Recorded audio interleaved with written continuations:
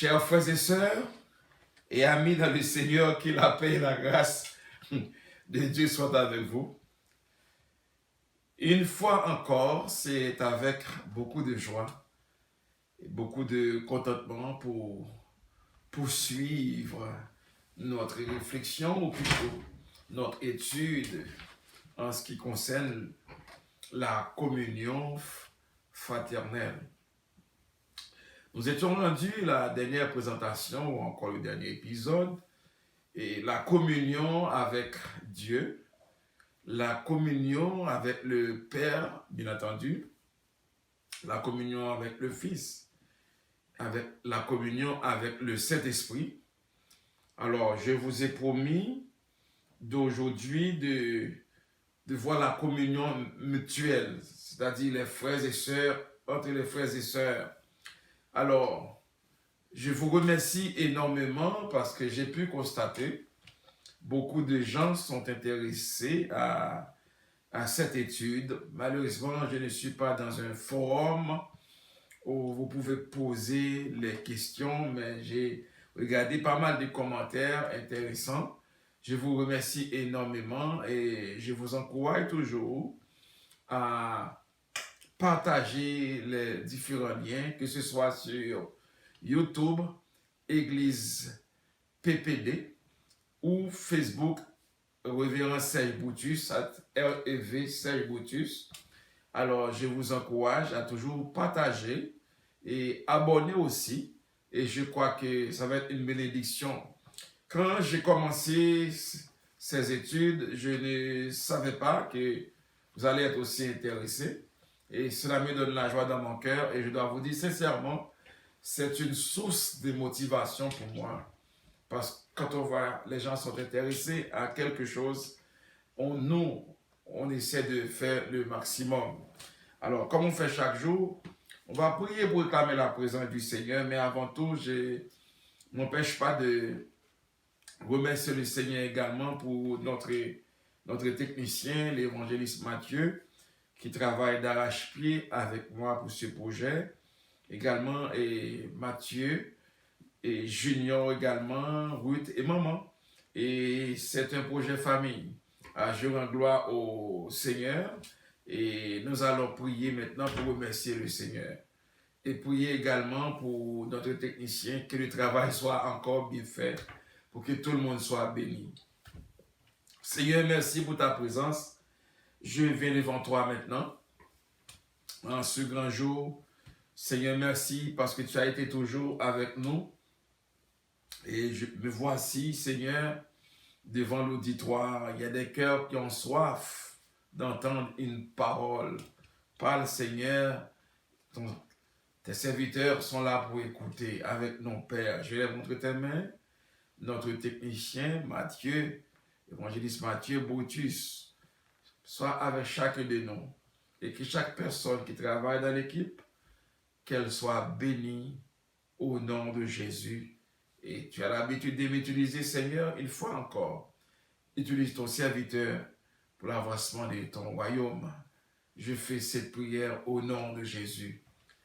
Amen. Gloire à Dieu. Nous disons, les croyants sont en commun les uns avec les autres. En d'autres termes, dans la communion fraternelle, quelqu'un ne peut pas dire, par exemple, moi je suis en communion avec le Seigneur, j'ai la joie de mon cœur, je prie chaque jour, je jeûne, etc. J'ai une très bonne relation avec Dieu et pourtant, mutuellement, ça ne marche pas. Alors, celui qui est en communion avec le Père, qui est en communion avec le Fils, qui est en communion avec le Saint-Esprit, doit être d'abord en communion mutuellement entre les frères et sœurs. Alors, en d'autres termes, comment tu vas aimer Dieu, tu ne vois pas, et tu détestes ton frère. Alors, c'est ça. Alors, la communion fraternelle, ça englobe des différentes catégories. Dieu, le Père, Dieu le Fils, Dieu le Saint-Esprit et aussi les frères et sœurs. 1 Jean chapitre 1er verset 7, la parole nous dit, « Mais si nous marchons dans la lumière, comme il est lui-même dans la lumière, nous sommes mutuellement en communion, et le sang de Jésus, son Fils, nous purifie de tout péché. » Waouh! Cela veut dire pour moi, si quelqu'un n'est pas en communion avec son frère, avec sa sœur, il y a un problème. Parce que le texte nous dit, le sang de Jésus nous purifie de tout péché. Je vais rappeler à quelqu'un aujourd'hui que la communion fraternelle, ce n'est pas quelque chose qu'on parle. Il y a un problème, nous pouvons tous constater, les serviteurs de Dieu, si vous m'écoutez aujourd'hui, etc., vous allez constater, nous avons beaucoup de gens qui parlent. Et n'importe qui peut se lever un bon matin pour une raison ou une autre, il sort un live. Et puis, ça va. Mais le peuple périt faute de connaissances. Alors, dans ces études, dans ces présentations, il est temps de passer de la parole aux actes. Ça veut dire, la parole elle-même, c'est la vérité. Écoutez-moi très bien. Je suis dans la communion fraternelle. La parole, c'est la vérité. Je crois que moi-même, comme plusieurs pasteurs, plusieurs dénominations qui croient en Jésus, qui croient dans la Bible, comme moi, dans les doctrines ou dans les chartes des églises, souvent on dit que nous croyons dans toute la Bible qui est la vérité, qui est la parole de Dieu. Moi aussi, dans la constitution de l'Église puissante de la volonté des livres, on a cet article-là qui définit que toute la Bible est la vérité. Cela veut dire quoi, chers frères et sœurs, chers amis, chers bien-aimés? C'est pas que ce que je prêche aujourd'hui, c'est pas ce que vous prêchez aujourd'hui qui va rendre la parole comme une vérité. La parole est déjà la vérité. Amen. La parole est déjà la vérité. La parole va rester encore la vérité. Les hommes peuvent être tombés. Les ministères peuvent être changés de nom à tous les moments. Il va y avoir des pasteurs qui vont partir, d'autres qui vont arriver, etc. Mais la parole est déjà la vérité. Pourquoi je dis de la parole aux actes et la parole est la vérité? Maintenant, tout le monde sait la parole est la vérité. Même ceux qui ne connaissent pas encore le Seigneur, ils ont connu, ils ont entendu parler des prophètes. Si on dit à quelqu'un qui ne connaît pas le Seigneur, parle-moi de Moïse, il va dire quelque chose quand même de Moïse, de Josué, de Jérémie, d'Ézéchiel, de Daniel, wow, d'Ésaïe. Il va dire une petite chose quand même s'il ne connaît pas les choses, les grandes choses comme un théologien, comme un pasteur, comme un frère, comme une sœur à l'église qui écoute tout le temps la parole. Mais au moins il a une idée quand même, il faut dire la vérité. On connaissait les apôtres, on a entendu parler de l'apôtre Pierre, l'apôtre Jacques, et l'apôtre Paul, etc. Alors, la parole était la vérité, la parole sera toujours la vérité. Mais ce que nous voulons aujourd'hui, c'est quand on prêche une parole, si la parole est la vérité, mon frère, est-ce que toi, en arrière de la parole, tu es dans la vérité? C'est très important pour nous. C'est pour cela que je dis, je le prêche, j'encourage. Quand quelqu'un fait une déclaration biblique, et cette déclaration, on appelle ça pour moi une déclaration théorique. Mais pour que la parole puisse avoir l'effet sur les gens, il faut que tu passes de la parole aux actes. Par exemple, tu me dis, tu parles de la communion fraternelle. La communion, c'est la relation avec le Père, le Fils, le Saint-Esprit, avec les frères et sœurs. Mais est-ce que si tu finis, mon frère, de parler de la communion, si je m'en vais m'informer auprès de ton pasteur, auprès de ton église, ou de ton ancienne assemblée en Haïti, de ton ancienne assemblée en Afrique, de ton ancienne assemblée en Europe, est-ce que je peux avoir de toi un témoignage de communion? Chers frères et sœurs, si les leaders, l'église commence à se réveiller après le confinement, là, ça va éviter la confusion. Parce que si quelqu'un il prêche, il fait des actions pendant qu'il prêche, comme l'église primitive, comme j'ai parlé la fois dernière, je suis certain on va avoir une église forte, une église puissante qui marche dans la communion. Ça veut dire la parole et la vérité, mais celui qui prêche la parole aussi, il faut qu'il marche dans la vérité. Ça veut dire, il faut avoir des preuves. Par exemple, quelqu'un se lève, je prends un exemple qui n'est pas dans ma présentation, il faut le dire. Ce n'est pas dans ma présentation, mais je lis un live WhatsApp, par exemple, un monsieur, un frère ou un pasteur, je ne sais pas, parce qu'il, je ne sais pas, mais il a présenté quelque chose. Il a montré comment les apôtres marchaient. Comment les apôtres avaient l'onction. À l'église, il n'y avait pas de cache-nez. À l'église, les gens ne se lavaient pas les mains pour entrer à l'église.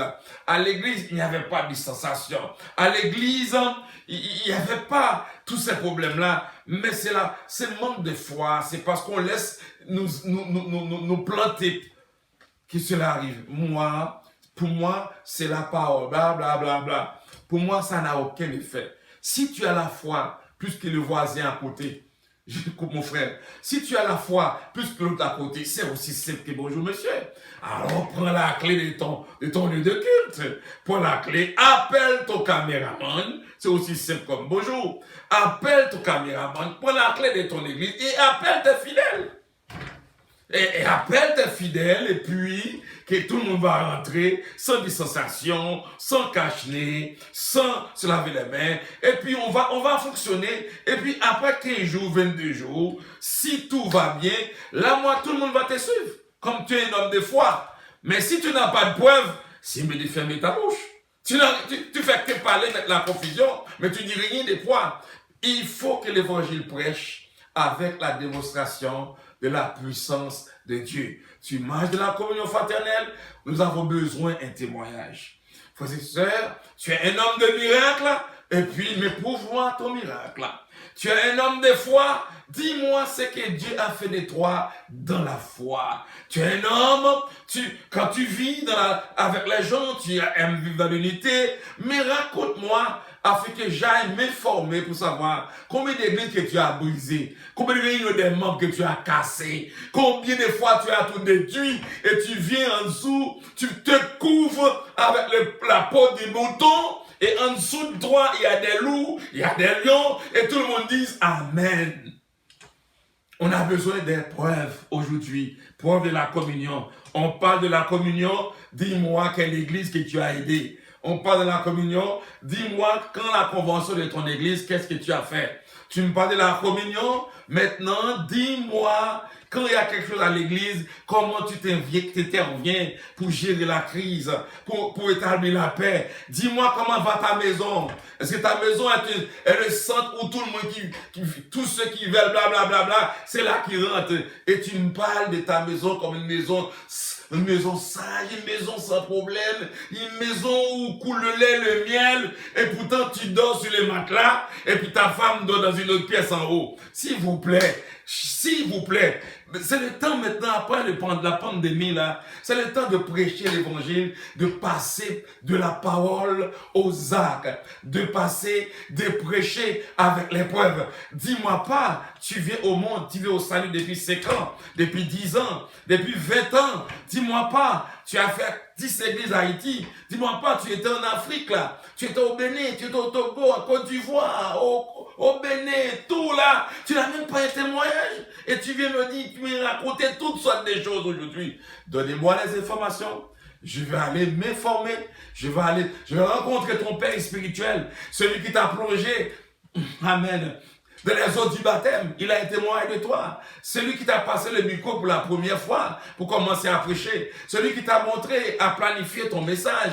Celui qui t'a montré à enseigner à l'école du dimanche. Je crois au moins il y a 2 ou 3 personnes qui sont encore là sur la terre. On peut se former. Et là, comme ça, la confusion va diminuer à l'église. La confusion va diminuer. Celui qui prêche la parole doit savoir qu'il a un effort à faire. Quand quelqu'un monte sur WhatsApp, sur Facebook, tout là, il commence à montrer son arrogance et puis montrer qu'il est grand. Non, dis-moi où tu marches, dans quelle église tu es. Dis-moi qui est ton pasteur. Dis-moi qui est ton père de la foi. Tu es un Paul. Dis-moi ton Ananias. Tu es un Timothée. Dis-moi ton Paul.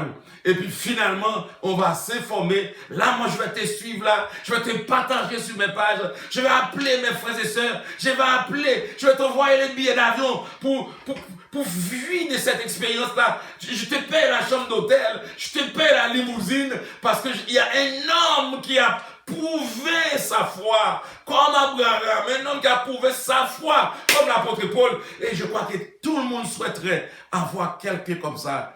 Amen. Personne, tout le monde aimerait avoir ça dans son sein.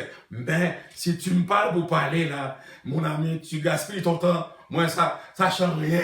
Parce que c'est le temps de passer de la parole aux actes. Que Dieu vous bénisse à comprendre cette parole au nom de Jésus. Après tout ce qu'on a eu comme confusion dans cette pandémie, après tout ce qu'on a eu, les cheveux, les WhatsApp, les Facebook, les YouTube, tout là, c'est le temps de réveil. Pour cet réveil, il faut enlever la confusion. Pour ce temps de réveil, il faut enlever d'abord la confusion. Si quelqu'un n'est pas capable de prouver comme les apôtres, l'homme comme Jésus, l'homme qui a été guéri, il est là. L'homme qui a été transformé, il est là. Les aveugles, ils étaient là. Dans notre Cana, il y avait témoins. La traversée de la mer Rouge, il y a des signes. S'il vous plaît, que Dieu vous bénisse. Je ne suis pas là pour chasser les prédicateurs. Je ne suis pas là pour chasser les hommes de Dieu. Au contraire, nous pouvons faire une bonne équipe. Amen. Au contraire, ma sœur, je ne suis pas là pour chasser les hommes de prière. Je ne suis pas là pour chasser les femmes de prière. Ce n'est pas ça mon but. Au contraire, nous avons besoin les uns les autres, mutuellement, comme je vais l'enseigner. Mais écoutez-moi, il faut éviter aussi la confusion de parler juste pour parler et puis dans le fond, il n'a rien. Que Dieu vous bénisse. Je ne me présente pas comme le meilleur, du tout pas. C'est pas cela. Moi, je me bats. Je me bats jour et nuit parce qu'il faut travailler. Je me bats jour et nuit pour avoir la grâce de Dieu, pour entrer dans la sanctification. Pour vous comme pour moi, ce n'est pas facile, mais nous avons besoin des signes. Nous avons besoin des signes et prodiges qui doivent confirmer ce que nous prêchons. Parce que la parole est déjà la vérité. C'est parce que je dis aussi qu'il va rendre la vérité. Mais c'est la parole même est déjà la vérité. Que Dieu vous bénisse à comprendre cette présentation. Nous avons dit, les chrétiens doivent marcher dans la lumière, se laissant purifier par le sang de Jésus, afin de marcher dans la vérité. En d'autres termes, afin de marcher dans la parole. Il ne faut pas oublier que Dieu nous a appelés à la communion avec son Fils. 1 Corinthiens 1, verset 9. Dieu est fidèle. Lui qui vous a appelé à la communion de son Fils, Jésus-Christ, notre Seigneur. Je dis, Dieu est fidèle. Quelqu'un peut me dire, il n'y a pas de force. Quelqu'un peut me dire, c'est la faute du pasteur. Oh, il y a toujours un coupable, c'est normal dans la vie. C'est la faute. Tu fais ta bêtise, mais c'est la faute de diacre là-bas. Tu as raté ton cours là, c'est la faute des pasteurs. Tu as raté ton cours, c'est la faute. On te dit, va-t'en à l'école, tu ne veux pas y aller, mais c'est la faute de ta mère. Il y a toujours un coupable. On est d'accord.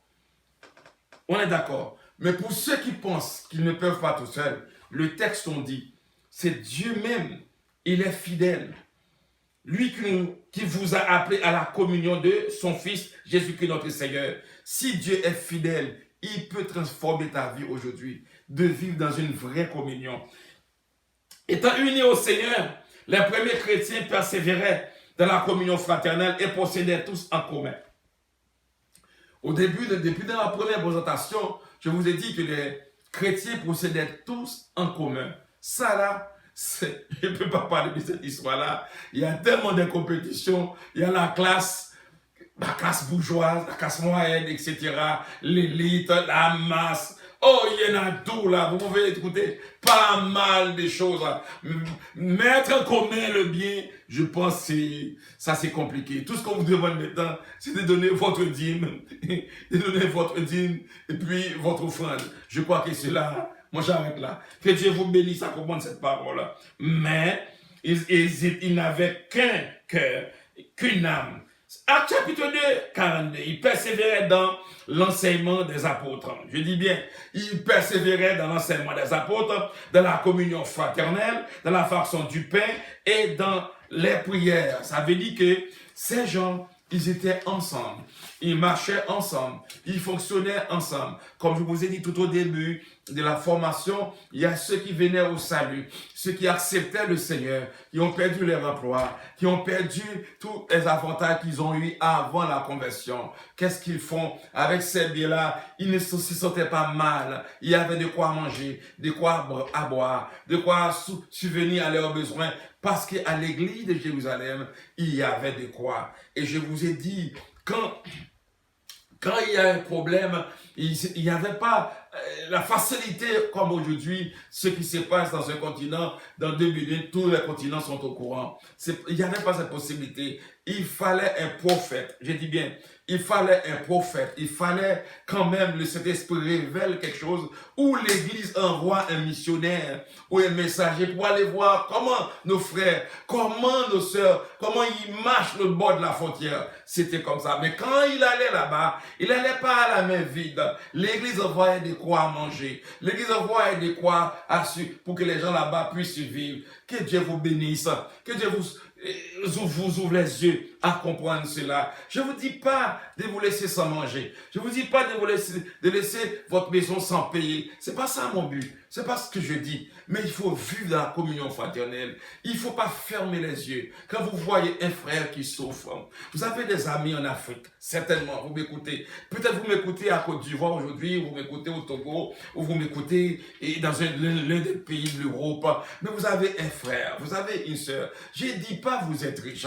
Vous m'écoutez maintenant en Haïti ou aux États-Unis. Je ne sais pas, parce que je parle français créole plus ou moins. Alors, chers frères et sœurs, peut-être vous avez de quoi, vous avez quelque chose chez vous quand même que vous n'avez même pas besoin et qui pourrait être utile à une église, qui pourrait être utile à un frère, à une sœur. Vous fermez les yeux et vous parlez de la communion. Vous faites comme si vous ne comprenez même pas ce que Dieu dit aujourd'hui parce que cela ne vous intéresse pas. Vous voulez avoir la plus grosse maison du village. Vous voulez avoir quoi? Le plus gros diplôme de la famille. Vous voulez avoir, vous voulez même pensez que vous allez pouvoir dépasser votre pasteur. C'est très bien vous dépasser votre pasteur.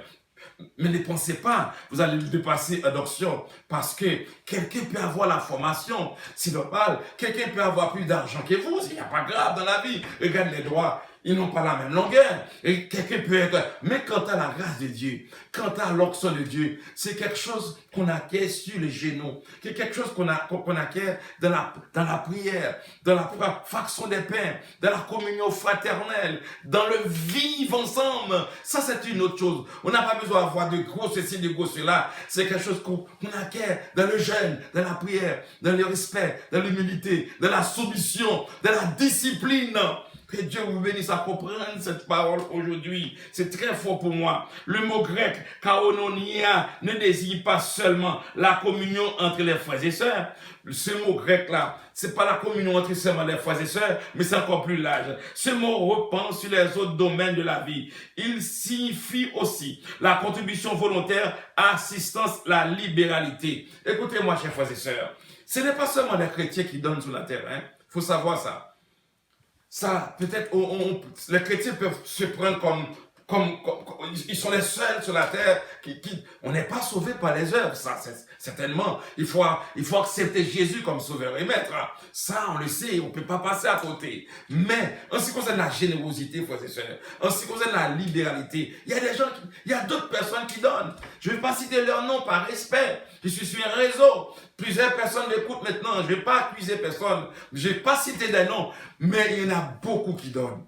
Il y a beaucoup qui sont aussi généreux que vous ne pensez pas. Il y a beaucoup, pendant que vous faites la chicane dans les églises, pendant que vous êtes très dur envers votre pasteur, vous êtes tough envers les hommes qui vous donnent la parole, qui vous dispensent la parole. Mais des fois, il y a des gens qui n'écoutent même pas la parole. Ils ont les cœurs générés, ils ont les cœurs libérés pour donner. Alors ce mot-là, chers frères et sœurs, il désigne pas seulement la communion entre seulement les frères et sœurs, entre seulement les frères et sœurs de l'Église, entre les chrétiens, mais ça rentre aussi dans le monde de chaque jour, où est-ce que quelqu'un a besoin d'un autre. Je le dis toujours, on a souvent besoin de plus petit que soi. Hébreux chapitre 13, 16, 17.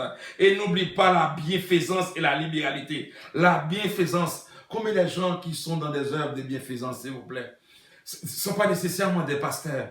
Ce ne sont pas nécessairement des évangélistes.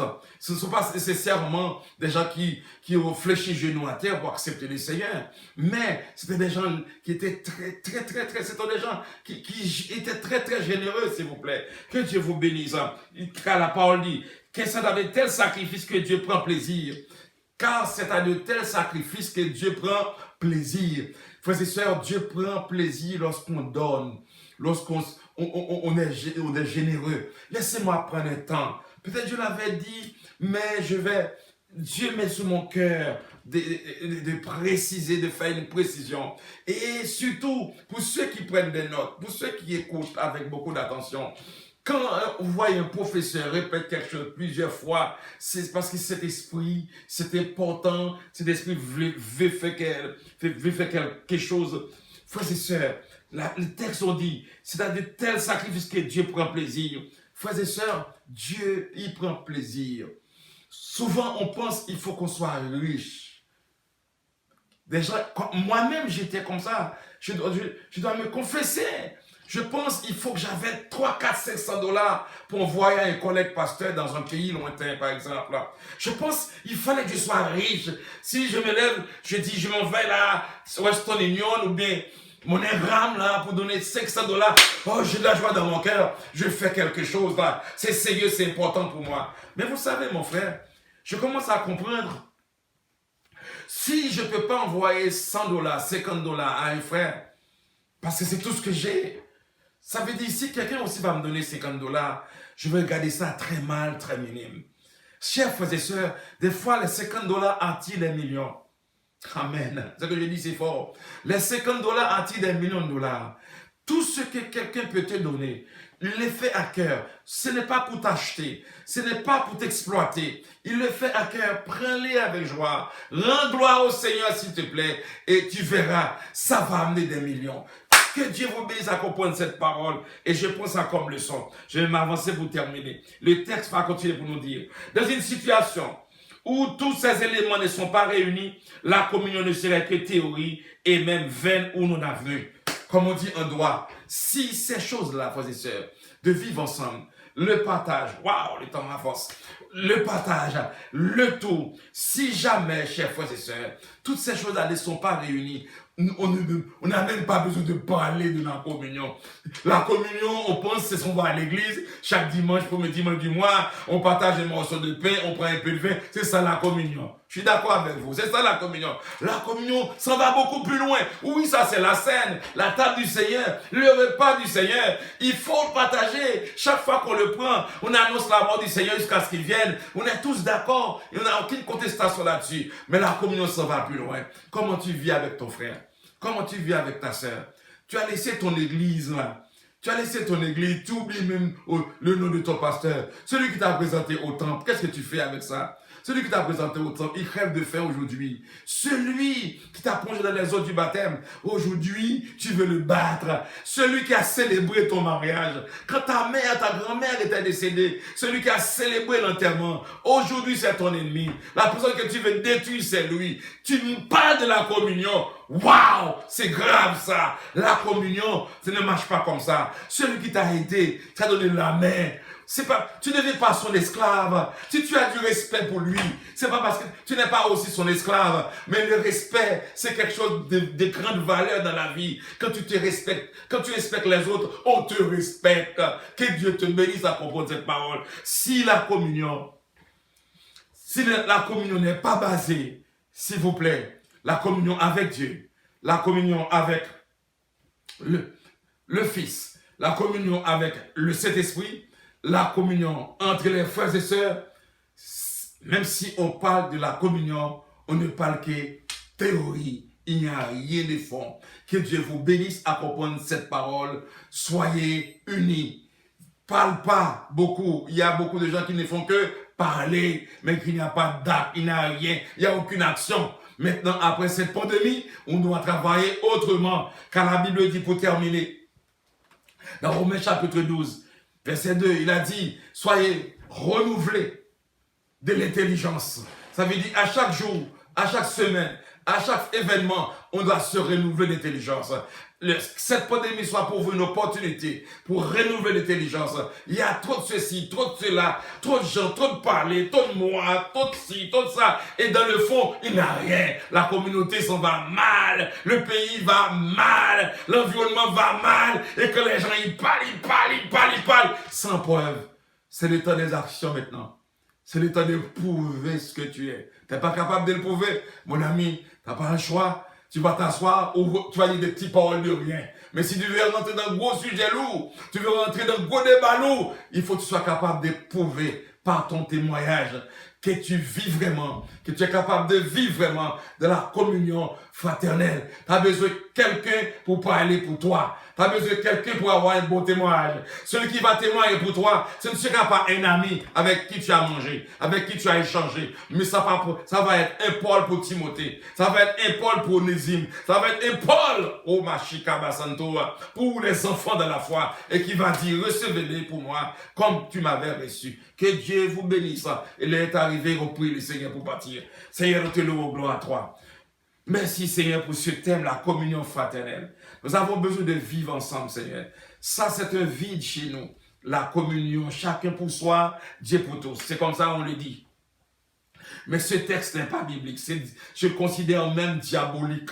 Seigneur, nous ne sommes pas dans une course. Nous sommes des frères et sœurs ensemble. Et pourtant, la communion fraternelle, il y a zéro. Seigneur, fais grâce. Ouvre nos yeux afin que cette parole puisse percer les cœurs les plus durs. Au nom de Jésus, bénis Seigneur notre émetteur qui va mettre en dehors Seigneur, celui qui travaille avec nous Seigneur. Permets que chacun de nous soit béni, motivé pour que cette parole puisse traverser les frontières les plus éloignées et ton nom seul soit glorifié. Je prie Seigneur, pas parce que je sois dit, mais au nom de Jésus, à lui seul la louange et la gloire au siècle des siècles. Amen. Que Dieu vous bénisse.